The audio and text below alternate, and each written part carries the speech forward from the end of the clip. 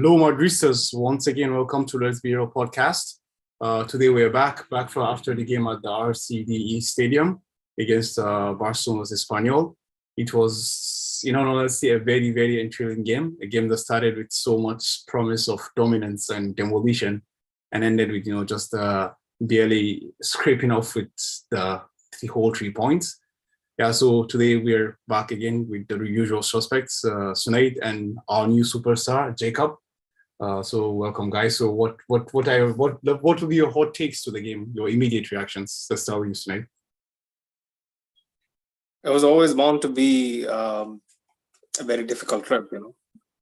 Last season we lost at Espanyol, and it was something of a jolt that completely. When I was watching that game, I thought that might completely derail our season, because that was a real morale blow last season away. But tonight seemed like much of deja vu again.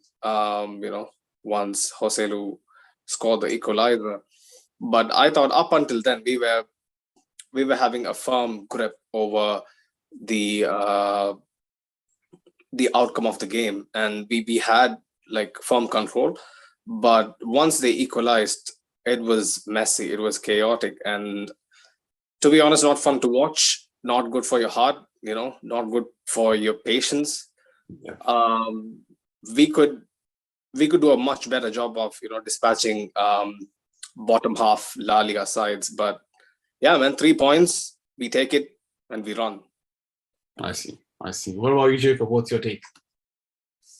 I'm gonna just reiterate what Tony Cruz had to say post-match.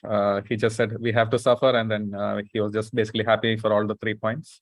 I feel like we started well, but then Espanyol grew into the match after the equalizer, and it was a really physical match. And then I'm really happy we don't have any injuries as well. And then they did have a couple of players just hobbling off the pitch, so it was a good matchup, good game. Speaking of physicality, so let's just go through the lineup. So today we got Antonio Rudiger introduced into the lineup, and David Alaba was playing as a left back. So actually, when I saw the stance in the game, I was expecting a bit more physical presence, in the box and during set pieces and what is and what is not. But it's something that has been recurrent since the last year, and literally every game we talked about this. Even the introduction of Antonio Rudiger seems to not have quelled this issue. It seems like we're just, because I think they had a lot of chances. I think like was it Carabia or something, the captain, the former, youth Madrid, before even Joselu scored, he had a chance from a set piece, and then again, even at the beginning of the second half, also Joselu had a couple of chances from set pieces as well, where, the game could have been 2-1 even before. How many times have we discussed the same thing, right? We are so weak of set pieces. Yeah, but I mean, I was expecting the introduction of Antonio Rudiger to actually help that. I don't know. What do you guys think? It's chaos plus chaos. It's never bound to go on well. Like, at least from initial, few samples we have, Rudiger and Militao is both chaotic. Like, what they're gonna do is kind of unpredictable. Like, in my opinion, at least. So. Alaba seems to be the one who balances out Militao, and you see the difference when he's out wide and not with him to kind of handle the back line. It's difficult. That's why I felt like nobody quite knew. Both of them quite didn't know most of the time who's gonna say dibs and actually attack the ball. Coming in. Yeah, you're spot on, Sunaid. Like we've seen this with Chelsea as well. Rudiger is not someone you want playing as the last man. But in this match, Militao and Rudiger were both swapping out who comes out first, who steps up. And then that wasn't really in sync. So we considered, especially the first goal, I feel that's what happened as well.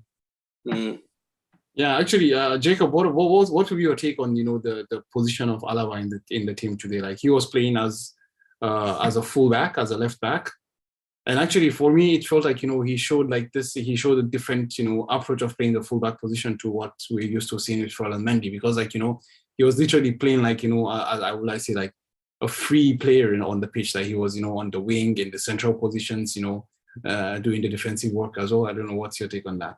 Yeah, at one point in the first half, I think he was even on the right wing. Yeah, he had a really free role, either overlapping or coming into the center to support Vinny. And then I feel like our attack did have some good moments there with him, but we need to utilize more of him and then of his crossing ability. I feel like so he needs to get more wide instead of coming to the center, but he can come in the center and shoot as well. We need to optimize those plays. I see. Special shout out to 1 second, Farooq. Special shout out to Carlo, if you don't mind, because he has been rotating one defender out of the lineup for all 3 games, and I think this is the only way we can somehow, navigate this fucked up schedule.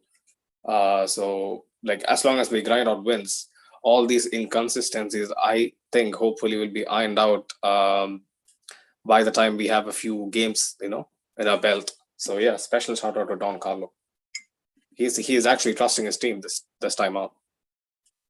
I mean, that's the thing, like, for now, for this schedule that's happening, with the Champions League being compacted and what is not, like, literally every single coach who's going to compete on all 3 fronts or 4 fronts, depending on the country you're in, you have to, be able to utilize the team very well. So actually, that was what I was going to come to, like, what I don't know what you guys' take would be on, the Ferland Mendy, David Alaba situation, because to be honest, I feel like for the first 15-20 minutes, in the game, like David Alaba showed like a different way of playing. Like he showed a different, because I felt like it was a special kind of, even Vinicius's game was whole different, it was on a whole different level due to the positions that David Alaba was taking on the pitch. So I was thinking, like, is this something that we should get used to, or like do you guys still think like the way forward is just the defensive nows of Ferland Mendy as usual? I'm going to take that. I think that we can utilize Alaba for these kind of games where we are usually on the front foot. But then, when the Champions League rolls out, I'm going to go back to the tried and trusted. Yeah. I see. Breaking down lower blocks would be far more easier if we have Alaba. And that's quite evident to see, especially from today. And you could see Vinny actually putting in a shift to track back, because Alaba is way, in no man's land, and Vinny has always been very keen on tracking back. So yeah. Yeah, I think I noticed at least like 3 different times Vinny just dropped back near the left wing and then won the ball back. And yeah. So moving up, let's discuss the first half hour of the game. I personally felt like like we, in Ali Moreno's words, we played with a source of arrogance and like being overconfident after we got the first goal. I felt like we should have killed this game before the 38 minutes. Like we should have been 2-0 up, 3-0 up, and like forgot about the game. But we started to go for unnecessary flicks and being too cocky with the passes and trying the outrageous and what is and what is not. I don't know, what do you guys think? Like, am I overthinking it, or like did we really be did we really stop being wasteful in front of goal? To be honest, go ahead. Go on, Jacob. No, go on, Jacob. No, like we didn't get a lot of opportunities in the final third. I felt like we were all playing through the midfield, and then we played a different formation actually in the first half. So Tuameni was playing in between the lines, so we were playing almost at 4-2-3-1, and yeah, that did. We weren't challenged that much defensively, but then we should have killed it off. I felt like we just passing through the wings, just expecting something to happen instead of going and making it happen. And Benzema was missing, man. Definitely. He was nowhere to be seen. Like it's when Benzema was missing, you could see that like we clearly lack any sort of an outlet apart from Vinny, or the rare occasion where Vasquez pops up on the right. And just like what you thought, Farooq, like you may have a point, because this has happened quite often with us, especially in La Liga, where we get a 1-goal lead or a 2-goal lead and we just back off, or we just suddenly run out of ideas. I think it's motivated by the lack of desire to completely kill the game off, and then maybe it's a tactical decision to probably just wait out and sit back, to capitalize on an error, and pounce. But without getting way ahead of ourselves, we should actually probably talk about the goal and the combination between Fede, Tchouaméni, and Vinicius. People used to say even before Casemiro left that Tchouaméni might not be Casemiro, but this guy is a completely different piece added to the puzzle, and you could see glimpses of that tonight. The intricate passing, that's not probably very well highlighted as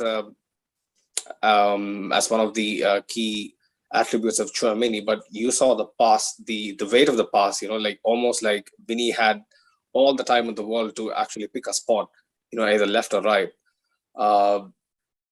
Again, man, like big up Tchouaméni. He has been slotting in nicely. Like you said, the naivety.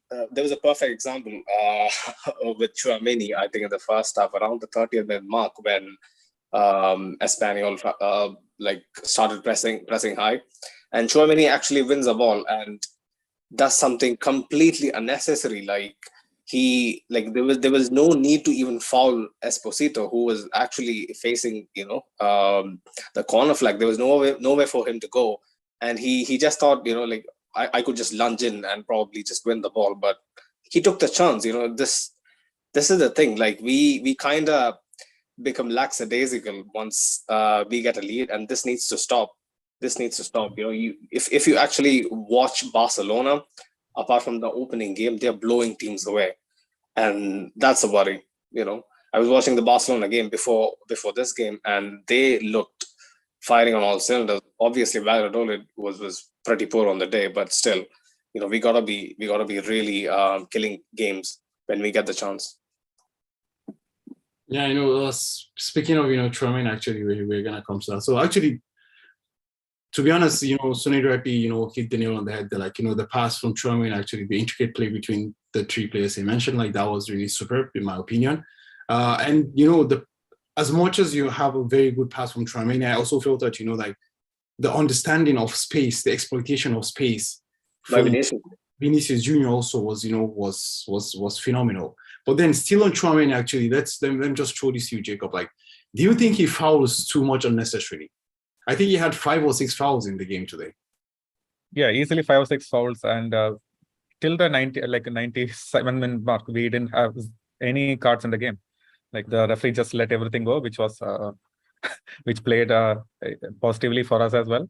Yeah. And he is young. He tends to make a few dumb challenges when he doesn't have to, which is a worry with Camavinga as well. Yeah, definitely. The first half, another thing I need to point out. I don't know when defenders are going to learn not to clear the box, from deep positions into the middle of the penalty. I don't know why they do that. Alaba did that again. Militao did that against Frankfurt. No, against Barcelona in the opening preseason game. This is starting to get ridiculous. Mendy tends to do that as well. Mendy, obviously, you can understand that this guy is not particularly silky on the ball, right? He's good. He has done a few Zidane or Cruyff and whatnot, but you could sympathize with him that he's not silky on the ball. But when Alaba does stuff like that is completely unnecessary. You gotta boot it upfield, not into a very dangerous position. We gotta stop doing that, man. It just invites pressure. Yeah, definitely, man. That's a very valid point, to be honest. Yeah, so actually, Sunil also rightly pointed out, earlier, that Karim Benzema was missing, for I would say the entirety of the game, in all honesty. And even in my opinion, even his his link-up play and all that, which was something he always had, even if he wasn't, on. That's the given with Benzema. That's the given. Yeah, so he I think he was totally off, but then finally he got on the score sheet and what is not. But then before that, let's just go to the goal. Actually, I felt like not Ferland, man, Eder Militao, in my opinion, the goal from Joselu. I feel like it was a misjudgment on his side, and he was too slow to react, in my opinion. Even like from the very first ball, which goes to Joselu, and Joselu literally just easily turned him without bodies Militao, right? Like properly bodies him. Exactly. I felt like it was too easy, in my opinion. The way he turned him, and on the rebound as well, like he was much more quicker and faster than Militao to get to the ball as well. I don't know. What do you think, Jacob? Like, am I being too harsh here? Or? No, like I feel like he put good pressure on it on the first shot that Joselu got on goal, and then Courtois saved it. But then he just was ball watching for the rebound. Yeah, Militao tends to do that. He just switches off sometimes in the box, and then it is a worry. But then speaking about that goal, I think it's the first time that we have noticed Casemiro going missing, because if you notice, Esposito just drags too many wide. And then the middle of the park is just free for the Espanyol player. I think it was Gil who passed it to Joselu. So yeah, just another tactical thing too. Yeah, definitely, man, definitely. Well, I feel like we will get there. Even last season we had this, brain farts from players in every game from game to game, and so this is something normal. So yeah, just moving on to the second half, it was. So I will just quickly fast forward and just go to the introduction of Eduardo Camavinga. Because I feel like, the introduction of Camavinga totally, in my opinion, shifted the game to a whole different new level. Like, to be honest, like Camavinga seems like he's someone that, we should keep a very, very keen eye on. I think he can be one of the very best players that we have this season, in my opinion. I don't know, Snake, do you think I'm getting ahead of myself? You're just stating vague sentences. Come on, go back on what you said about him in the beginning of last season, because the way you were talking back then is no way compared to how you're speaking about him now. You're just stating vague sentences. You tell me how good. That's the point, man. That's the point. Last season, he was literally an unknown entity that has not been tried anywhere. Now I have seen what he can do, right? And I'm right. What can he do? What can he do, Farooq? Let me hear it from you. What can he do? What is his strength? What is his strength? Yeah. That's a very good question. So the thing is, right? You're running out of ideas now. No, it's not about running out of ideas. The point is, I guess you're trying to paint me here as something which I am not, which that's not the case. So the point is, as I've said, last season Camavinga came, as I said, with Tchouaméni right now. Until he proves me wrong, I wouldn't say that, okay, because what I said last season was that I could recall correctly that my guy will always be Fede Valverde until Camavinga shows me otherwise. Don't get ahead of yourself. And Camavinga came last season, rightly, in important matches, important points. He showed that I can do this.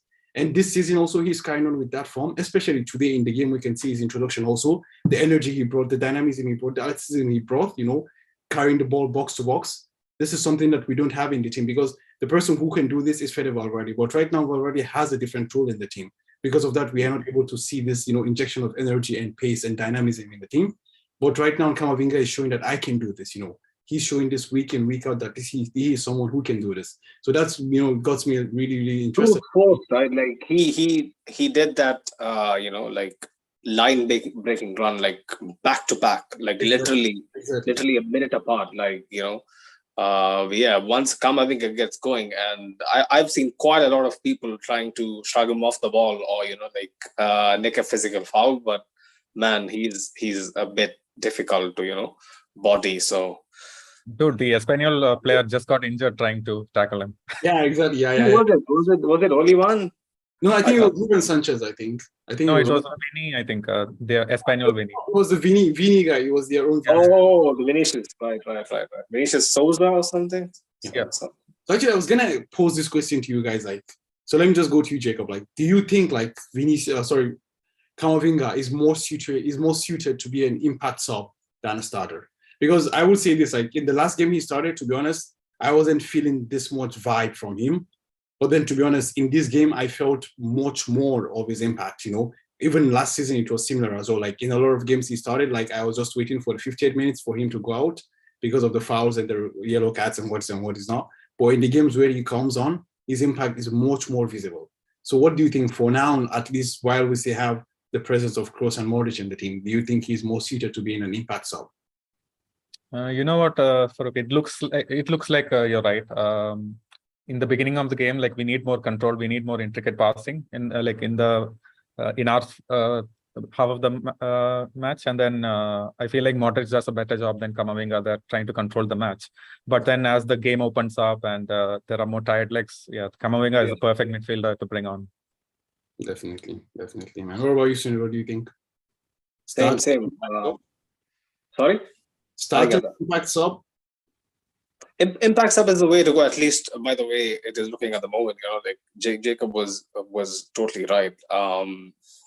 In particularly in the early stages of the game, like we need to control the midfield, and Camavinga doesn't seem to work as of yet in a scenario like that. But when he comes on and there are more tired legs, like what Jacob alluded to, he tends to find more time and space, and he's devastating when he finds time and space.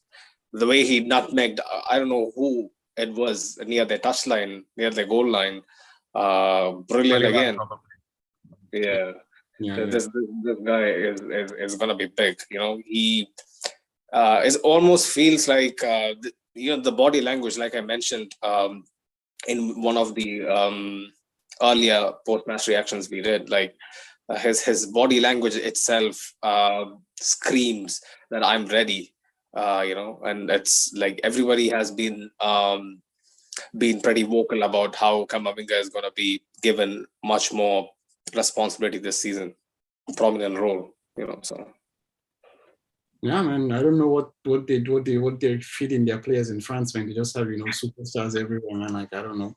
You go left, right, middle, they just keep It's to a many connection also. It's very nice to see, these guys, like very young, both French and kind of like ducks taking to water. Like Chouameni, I feel like has been bedded in far better than Camavinga. Camavinga, I think, had a much more rustier start to his Real Madrid career than Chouameni. Although Chouameni is a much more established young player, but still, it's really good to see. This changing of guard is very fascinating to watch, especially for us who have been accustomed to a very consistent midfield trio all these years. Yeah, man. Yeah, really, that's it. Like the change of guard. It's. I hope it continues to seem seamless as it is right now, because football is something very fickle. Today, tomorrow it can be garbage entirely. So we don't know. Let's just keep our fingers crossed and see how it goes. Yeah, and then the other sub was Rodrigo as well. Rodrigo was back from injury, back to full fitness. So he came and he created the chance for the Benzema's goal. And to be honest, I felt like that was a delicious ball, man. Like whipped in from the left hand side from Rodrigo. That was really a very good ball, and that just shows like the footballing intelligence. I think that we've always discussed about Rodrigo. The ability to understand that there is. He went there. He switched over to Vinicius' side to create an overload on that side, because Oscar Gil was literally just a shadow of Vinicius. Wherever he was there. So by switching there, he created an overload, and with the overload, he was able to have the time and vision to point out where Karim Benzema was, and luckily enough, Karim Benzema does what Karim Benzema does. He put the ball in the back of the net. Yeah, so I don't know, what was your take? Well, how do you think, how delicious was the ball, Jacob, from Rodrigo? Yeah, first of all, like I was really scared it was going to be offside again, because Benzema had before that he had at least 2-3 offsides because of the high line of Espanyol. And then I was really happy, and it was like Sunil was saying, it was so satisfying to just see Benzema tuck it in. Finally, and it was a really quality ball, just had a good whip on it, and then no chance for the Espanyol backline to get to it. Yeah. Rodrigo is, we have always banged on about this constantly throughout the whole of last year. If you remember, like we always say that Rodrigo does the simple stuff excellently. Like that is a very underrated skill set. Like he could put in a ball differently, probably adding a bit more bend on it, but he just laces it. He just puts his laces through it, and delivers a flat ball that gives Benzema just the right amount of time to latch onto it. So yeah, man, like Gus to prove again how clutch this guy can be. Rodrigo is that player that can change games. Then I don't know what more he has to do to actually get people's recognition. I know it's much better post the City tie of last year, but in my opinion, he doesn't get the love he deserves. In almost every game he has come on, he has managed to change the game just by his mere presence and doing the simple stuffs right. So Rodrigo is going to be the guy again that becomes super decisive for us, especially the last 15 to 10 minutes of the game when people are kind of sleepwalking. That this guy capitalizes time and time again. Yeah, the question hanging over him now is he a 90-minute player? Like he has these moments where he shows his brilliance, but then he goes missing when he starts for a lot of minutes. And then, yeah, that's the main question. What do you think, Farooq? Yeah, that was just what I was going to go to now. I was just going to say it's the same question as well. Like, do you think Rodrigo is a player who's going to start or someone who's going to give you impact similar to what Camavinga gives? So in my opinion, I think for now, Rodrigo still just has to, he has he has to do a lot to get, the position back from Fede Valverde, because, to be honest, like the thing about Valverde is that even if he's not someone who stands out automatically, he's someone, who is very efficient in what he does. So, that efficiency alone is something that gives, that puts him ahead of everyone on the team. That's just the thing, because as rightly pointed out, like Rodrigo is not a 90 minutes player and Marco Asensio is nowhere to be found. We don't even know what Hazard does and what he doesn't do. So, yeah, so that's just the thing, that efficiency is what we need right now. Anyways, we move on, so we just maybe before you move on, Farooq, let me just make a point that this shouldn't be something that we actually use to undermine Rodrigo's impact on this team, because if he doesn't come off the bench and provide an impact, we would all be sitting here and throwing eggs at him like we do at Asensio, because regardless of the fact that you start the game or you don't start the game, you are there to do a job. As long as Carlo has this plan of Valverde starting and him subbing Rodrigo in, and Rodrigo actually having a decisive say in the match, it's all going to be fine. We can't expect either Rodrigo or Valverde to be nailed on starters. I don't think they're going to be that. And it's good that both of them have this shared workload, because making either one of them a veto starter is putting too much pressure. I think Carlo is playing his cards right, so. Well, yeah. I don't know, man. I think continuity is very important, honestly, but then that might also be a point. That was like, I get the point. Continuity is a big factor to momentum and kind of like gaining your form. But you saw last year like how much this kind of rotation helped, like both in La Liga and Europe. So it's gonna work again, trust me. But then the thing was that towards the end of last season, like Valverde was a veto starter. Like Rodrigo was coming on mostly for just sub as a sub, and he was playing just because Valverde had to exert a lot of energy in the Champions League. You just mentioned towards the end of last season, but how was the beginning? Just like this, it was similar. Like the point is this: what the point actually I'm trying to make is that towards the beginning, like at the beginning of last season, I think we also made a comment about this. Like Valverde's form was so patchy. You understand? When he got consistent run in the team, that's the point I'm trying to build up to. Like actually, consistency is the key here. Like being, having the same continuity, playing again and again and again. It helps the players to build. But I just feel like right now, in my opinion, like Valverde is so far ahead of Rodrigo, so I feel like that continuity will be there. But then because you will be saying it different come Celtic. Hold on. Celtic? Yeah, the first Champions League group stage game. Celtic, you're saying, man. Be singing a different tune. Celtic, the British team Celtic. Yeah. Okay. All right then. I mean, I'm not watching Real Madrid because I want us to beat Celtic or lose to Celtic. Like that's not the game, man. So I'm just telling you, Rodrigo come Champions League nights, like he might be making us think different. Yeah, he does have that Champions League DNA. Yeah, definitely. Not a deal, man. Not a deal. But then, anyways, man, as I said, it's something that we just have to wait and see how it pans out the whole season. Anyways, moving on. Before we move on, rather, so let's just quickly inform our viewers and listeners that there is currently a football content award going on Instagram. So the links are down below in the description of this video, and also if you're listening on the audio podcast, you can find it in the description as well. So just please vote for us till September 4th of 2022. You just click on the link, go in the comment section of the post on Instagram, and just just tag us at Espanyol1912. So yeah, just spread the words, and if you want us to keep doing what we're doing, just a bit of recognition will be good coming our way. So just please do that. The links are below, and just it's going to take 5 seconds of your time maximum, and thank you so much in advance. Okay, so since we discussed the second goal, now let's go to the controversy of the game, because I felt it was very controversial. So I'll just start and just let you guys take the thing. I felt that was no red card anywhere, because the point is this: when you get the ball, when you see what happens, you can 100% see that the ball has gone away from Dani Ceballos, 100%. There is no doubt about that. And there is contact, yes. There is contact, but it's not a red card. It's a yellow card and it's a foul. But then because the ref didn't award this, I feel like VAR shouldn't have intervened, because it was so obvious to see that was a miscontrol. And even if without the contact, it's very doubtful that Dani Ceballos had an emptiness to score in.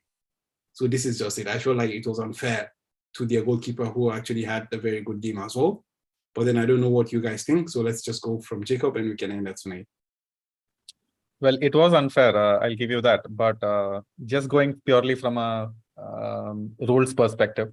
Yeah. So the offside, since it was an offside, that play to Rodrigo didn't count. So it was counted as just till the last touch to Ceballos. Yeah. From Ceballos, that was the end of the play. And at that point, Ceballos was the last man, because Rodrigo was in fact offside. So I'm going to say it was a warranted red card, but it was totally unfair at that moment in the game. It was kind of unnecessary. And I would have been happy, and I wouldn't have complained even if we didn't get awarded a red card. I guess what I'm actually pointing out to you is that if they had given a red card, I would have agreed with that, right? But what I'm saying to you now is that the intervention of VAR there, you understand? Because the point is that the ref had already seen this and be like, okay, it's fair play. I have nothing to say to this, you understand? But I feel like the intervention of VAR, which means that you're analyzing frame by frame every single point of the game, right? But then you can see there that Ceballos obviously miscontrolled the ball, 100%. So now that no longer becomes a clear goal scoring opportunity, in my opinion. But then La Liga, it has always been the case. These guys are blind. They either walk blind or just, I don't know.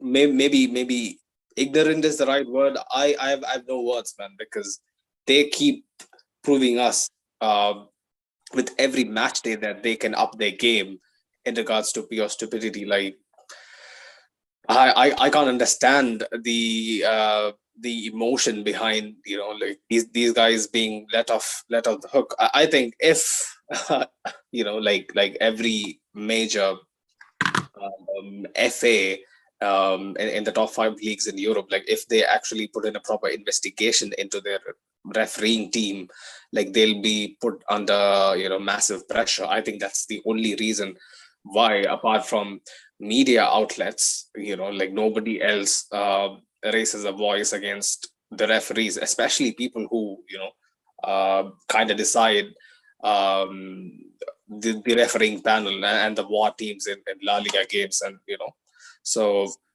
it's never going to change. It's never going to change unless these guys are held accountable for their decisions, and I don't think that day is coming anytime soon. Just playing devil's advocate, but this happens, the VAR being inconsistent, it happens in the EPL, in Bundesliga, everywhere. Referees just need to get it right. But even speaking about another VAR incident, did you notice Vinny shout out for the penalty? I feel like it was a open penalty, and then but VAR didn't bring it back. So. Exactly. Yeah. To be honest, I also felt that was a penalty, because you could obviously. Too nonchalant, right? The camera cuts to someone else and the play moves on. Like nobody is actually fussed about it. He totally kicked Vinicius there, to be honest, because he didn't get any of the ball. we didn't get any. Jacob, who was mentioning it in the chat, in the group chat? Like someone mentioned, like we didn't protest enough. Yep. I felt like even the players were kind of unaware, apart from Vinny. Was it the case? Yeah, Like, just Vinny was rolling around. Even Benz, who was the closest, he didn't bring his hand up or anything. Like everyone thought it was a fair challenge, but then it wasn't. Yeah. Yeah, well, I think Sunil actually hit the nail on the head there when saying that the refs have to be held accountable because as Jacob rightly pointed out, it's not just in La Liga or anything. It's everywhere you go, man. Like in every single game you see bad refereeing and what is that. I could recall there was at the beginning of the season, I can't recall which game it was, but there was a very good phrase from Thomas Tuchel where he was saying that the ref gets to ref the next game, but I get banned for the next game. Yeah, I mean, that made a lot of sense because the point is that, okay, I am talking out against the ref. I have to pay and I'm getting banned for the next game. But the ref gave a shitty performance, but he has to ref the next game and he will ref the next game. Like, so where's the accountability? Where is the, where does this end, Also, I think there was a game against Spurs where I can't remember who was the VAR. I can't remember, but he was saying after the game that he got that's wrong. Like he was admitting that he made a mistake. The Cucurella hair pull, right? The Cucurella hair pull. I think it was Mike Dean. I can't remember who he was, but I mean, if you're blandly claiming that, that's the point. It now becomes, you're seeing like 1 point becoming 3 points, 3 points becoming 1 point. This is the difference between winning leagues. This is the difference between qualifying for Champions League. Managers lose their job based on these things. So I mean, yeah, unless these people start getting held accountable. If you look at, I think it's a very okay. This is my conspiracy theory. Okay, like especially in La Liga and also in the Premier League. I don't know how on point this is going to be, but I think the FA tells the people in the war room that certain decisions, like if it is in favor of the small team, like say Nottingham Forest is away at Anfield, or someone like Espanyol is at home to Real Madrid, like they should kind of favor the decision for the smaller teams. But if you actually look at the Champions League, they look at every little possibility of a foul multiple times, and only then they are made to take a decision. But you saw like today, two big instances where they were completely acting blind when they were clearly not. These people get so many multiple angles of a single incident that they can make decisions in a millisecond. If us sat on the couch, not being paid to do it, can point out decisions. I wonder why these people are still in their jobs. It's criminal. Yeah, man, definitely. To be honest, definitely, it's just crazy. But then we can just keep talking and talking, and nothing's gonna change. So we know that. Anyways, so then the free kick. We had the free kick with David Alaba and Benzema on them, and I was just thinking, after Alaba's heroics the previous week, I was thinking, yeah, this is dead shot Alaba as well. And then Karim Benzema, the reigning European Player of the Year, steps up and in the back of the net. So do you guys think it was a goalkeeping error or was it just a good free kick? I personally think because they had a garbage goalkeeper, that's why the free kick was there. I don't know. What do you think, Jacob? I think you're agreeing with me one way or another. Yeah, obviously, I felt really bad for them at that point. They had used all of their subs, and it was just their on-field defender trying to play the goalkeeper. It was an easy, basically a tap-in for Benzema at that point. They had to roll the ball into the back of the net. Commentator was like at one point trying to mock him, like after the goal was scored and they were celebrating, like they were showing the replay. Was it Caldera who was in goal? I think so. I think the captain. Yeah, he was. The captain was in goal. The captain was in goal. Yeah. He was in goal, and he was trying to set up the wall, and he was. You could see from his expression that he was not bothered. Like he was just asking the wall to do your best. But then he expected Benzema to go the near post, like over the wall, but he went kind of underneath the wall, which absolutely caught him by surprise, especially at that point of time. And when you're facing a guy who is not, who is not an actual goalkeeper, this is bound to happen. I feel sorry for Espanyol. But these guys deserve it, no? They celebrate too much. I remember last year how widely they celebrated, winning against us. So these guys They are a team proper from Barcelona. We have to celebrate. Yeah. That's also a massive point. They are from Barcelona. Yeah. Yeah, to be honest, I felt like even the wall was really bad and what is not in the first place. So you could actually see that he was just, he was lost at sea. He was in no man's land, just, by positioning of the wall, the position of the goalkeeper, the initial starting position as well. Yeah, but all in all, it's hard-fought victory, which I felt we fought too hard for, because why actually I felt we fought too hard is because it's a long season. So I feel like these games that we should just, stroll through. And actually, the way the game started, I actually feel like this was one of those games we just missed our opportunities, because we cannot go through what we went through last season. We don't have that chance, because this season there are too many games. The players are going to go to the World Cup and come back. You don't even know in what conditions they're going to come back from the World Cup. And unfortunately, around 90% of our team are going to go to the World Cup. That's the thing. The high-hitting players are all going to go to the World Cup, and you don't know what they're going to come back as. So we need to, make sure we can get the time to rest and what, because I can imagine if we had actually, killed the game in the first half, I can imagine Karim Benzema going off, These are things, that can happen, and we actually need these things to happen. So, well, yeah. 6 games in 22 days or something like that. That's what I heard. Every 3 days we play, man. Every 3 days. That's mad. You would expect that happens after February, right? But this is August, Not even you're just trying to compact the Champions League games before the World Cup, the group stages, and then you come back from the World Cup and you have the knockouts directly. So that's very hectic schedule. I feel like Carlo should keep this core and try to integrate more players into the starting 11. People from the Castilla, people are crying out for Arribas to get a run in. It's high time. If you saw the goal that he scored a couple of days ago, man, this guy also needs to somehow be integrated into this team, because Kroos and Modric, that's my worry. If you lose either one of them, it'll be peak. Carvajal, of course. Carvajal, Kroos, and Modric is kind of obviously Benzema is. it's most of the first 11. It's scary. We say we have so much depth, but when you kind of nitpick, it comes down to just maybe 3 players we can get away by rotating. But boy, Carlo gotta be extra careful. Remember, Farouk, we were very angry with the Don for his very stubborn lineups early part of the season. This time, I don't think he can take that kind of liberty. We gotta play it smart. You can see obviously the way he's changing and chopping the players. You will see today it's Ferland Mendy is not there, Dani Carvajal is not there. The previous week, although he was due to illness, Toni Kroos wasn't there. So you can see that he's changing and chopping. As you said, he's keeping the core, right? Just changing just 1 or 2 pieces. So why not? I think that's the thing. We have no choice but to. And right now, as if Ceballos stays, I think, and he should stay, I think he would have a role to play. I think Dani Ceballos. Do you think he stays? I'm not sure, to be honest. But I mean, it will be very selfish on our side to keep him. To be honest, I feel like he should go somewhere and get game time. But I feel like if he stays, he would have for sure a role to play. People are making him rap songs. Apparently, I heard. Yeah. I heard the commentator was saying that as well.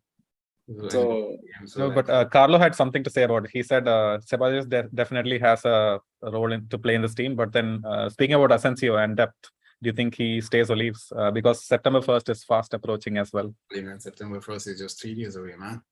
Yeah. Nothing shows me there's a concrete interest from someone to pry away Asensio as of yet. I don't see anybody bringing or tearing walls down to get this guy on their team.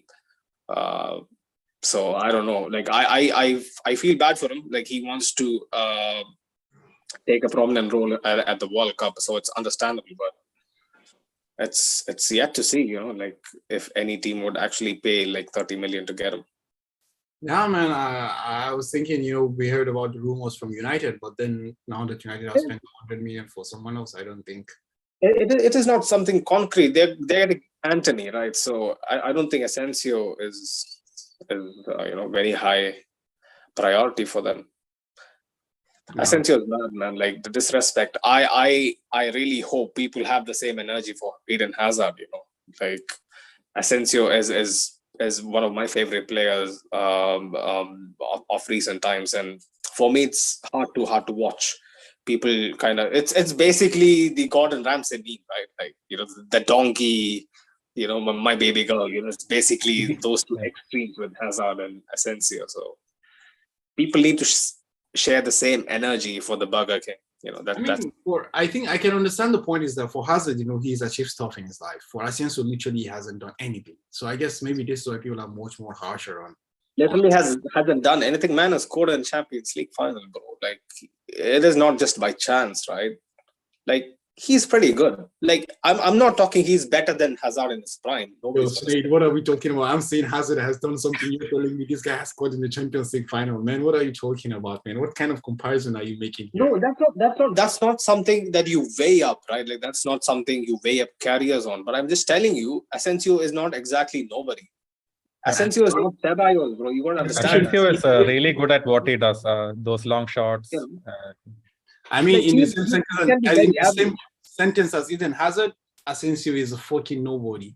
My God. Has no name. In the same sentence as Eden Hazard, no. I'm not gonna have it, bro. Honestly, like Hazard, Asensio is a fucking nobody. He has no name. Hazard in the Premier League, fair play, bro. Like he was one of the best wingers in Europe. I get it, but Hazard at Real Madrid is nowhere near what Asensio was at Real Madrid. That's a fact. Asensio was the prince of Real Madrid at one point.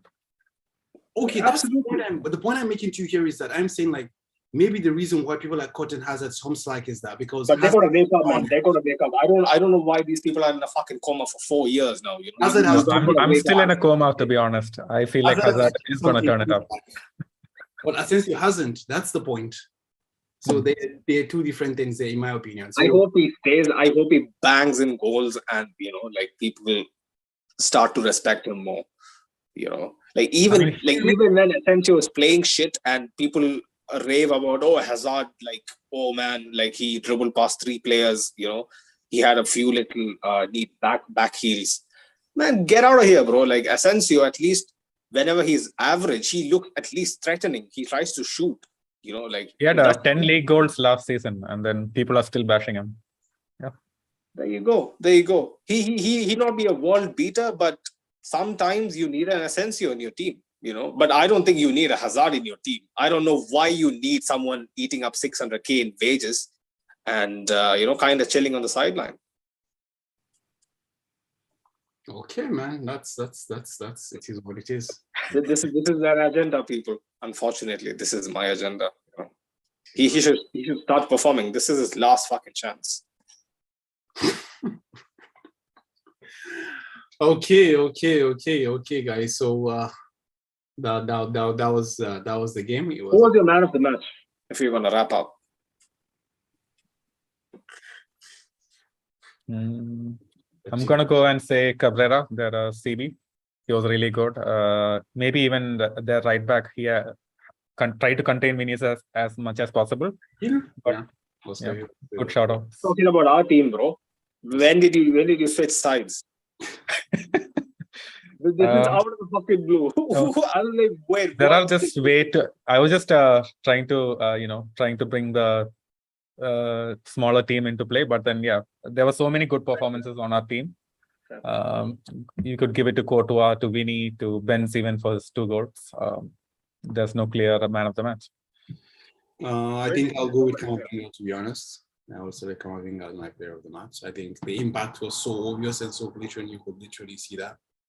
Yeah, I think I will select him as my man of the match. Actually, to be honest, like I felt Vinicius was full of confidence, but then he was, making some wrong decisions. Low-key Vinicius is man of the match for me. I don't know, like he kind of faded towards the latter stage of the second half, but man, this guy when he's going, difficult to stop him. Definitely, man. Definitely.